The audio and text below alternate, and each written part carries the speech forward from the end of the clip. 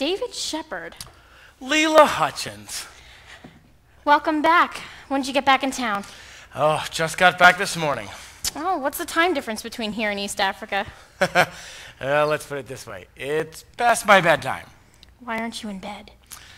Well, the jet lag has got me all messed up. I don't know if I'm coming or going.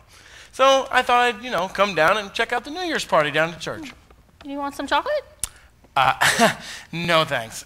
Is that your New Year's bag? No, it's my niece's. She's 2 years old. I'm sure she won't notice a missing peanut butter cup or 2 or 3.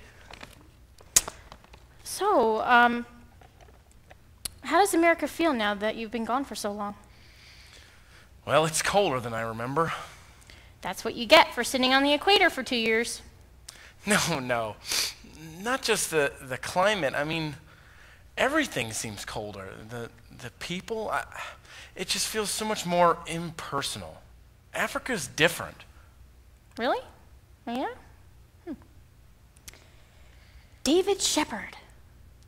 Please tell our listeners at home what you think the biggest difference is between the people of Africa and the people here in the United States. Should I speak directly into the bunny? Yes. Well, Miss Hutchins, I guess the big difference would be the people in Africa are starving to the point of desperation. And why do you feel that the Lord has brought revival there and not here? Probably because the people are starving to the point of desperation. Have you ever seen a starving man eat a bowl of food? It's primal. It's raw. There's no shame at all. Because real desperation and real need knows no shame. The people in Africa are crying out to God like a child crying out for food. And let me tell you something. When God's people start screaming for him, he shows up. Can I ask you one more question? Who are you and what did you do with David Shepard? That's 2 questions, dear. Yeah, I guess it was. But you're different, though. There's something with your eyes there. I mean, come on, you're the kind of guy that wanted to get the highest score in Mortal Kombat. Yeah, I guess I am. So? So what? So what happened to you over there? I met God. As simple as that? If you call that simple. You met God. That's your only explanation for going on a 2-week missions trip that ended up being 2 years. Okay. I was with this humanitarian group that was in Kenya. There was this very severe drought, and none of their crops had come in. So what we would do is we'd take these big flatbed trucks, and we'd load all these bags of food onto the back of them, and we'd go into these central locations in a couple different areas, and we'd hand them out to all the villagers, and they'd come for miles and miles and miles. There was thousands of them. I mean, it got to the point where it was all you could see was just this sea of black faces all reaching out to you. Well, after a couple of weeks, I'd been doing this, and this woman comes up to me, and she hands me this bunch of rags. And I take them, and I don't understand it. And she's screaming something over and over and over again to the interpreter.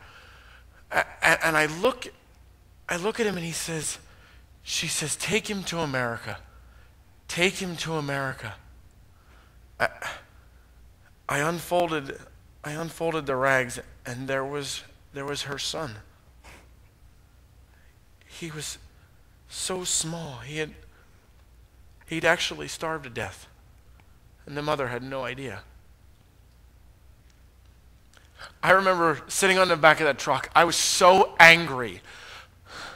I said, God, you have got to be more real to me right now. I have got all these sermons and all of these teachings that of a loving God This child didn't need a sermon. All it needed was rain. That's probably the first real prayer I guess I ever prayed in my life. And I heard him speak. I heard him say, "Do you think I don't know?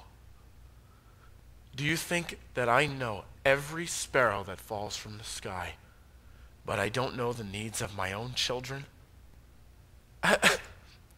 All of a sudden, I heard this clap of thunder, and it just started to let loose. It just started to rain. And there in my hands, that baby started to cry.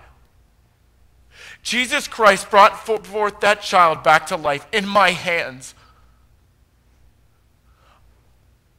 He looked me in the eye that day, and Jesus ruined me. I mean, flat out ruined me.